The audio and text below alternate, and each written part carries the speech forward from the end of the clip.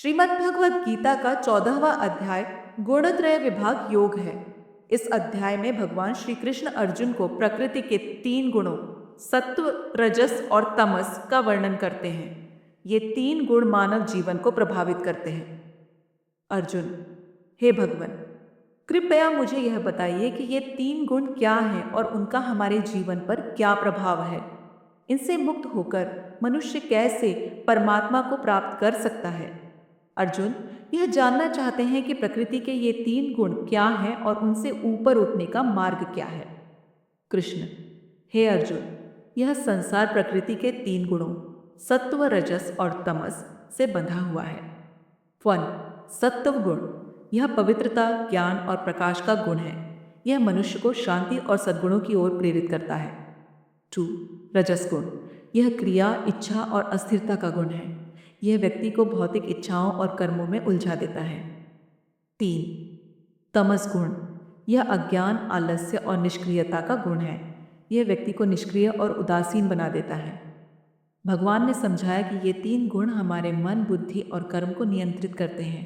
कृष्ण: हे पार्थ, जो सत्व गुण में रहते हैं वे शांति और ज्ञान की ओर बढ़ते हैं।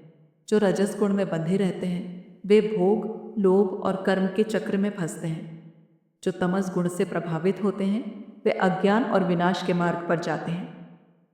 यह संसार इन्हीं गुणों से प्रभावित होकर कर्म करता है। भगवान ने बताया कि गुणों का प्रभाव व्यक्ति के जीवन की दिशा निर्धारित करता है। कृष्ण: हे अर्जुन, जो व्यक्ति सत्व, रजस और तमस इन तीनों गुणों से ऊपर उठ जाता है वही मोक्ष प्राप्त करता है। ऐसा व्यक्ति सुख दुख, मान अपमान में समान रहता है। वह न किसी से घृणा करता है, न ही किसी चीज से आसक्त होता है। जो मुझे पूरी भक्ति से समर्पित करता है वह इन गुणों से मुक्त होकर परम सत्य को प्राप्त करता है। भगवान ने स्पष्ट किया कि भक्ति, समर्पण और आत्मज्ञान के माध्यम से इन गुणों से ऊपर उठा जा सकता है। कृष्ण: हे पार्थ, जो व्यक्ति इन 3 गुणों से परे होकर केवल मुझ में मन और बुद्धि लगाता है वह मेरे शाश्वत धाम को प्राप्त करता है। ऐसा व्यक्ति जन्म और मृत्यु के चक्र से मुक्त हो जाता है। भगवान ने अर्जुन को यह आश्वासन दिया कि केवल भक्ति और समर्पण से ही मोक्ष संभव है।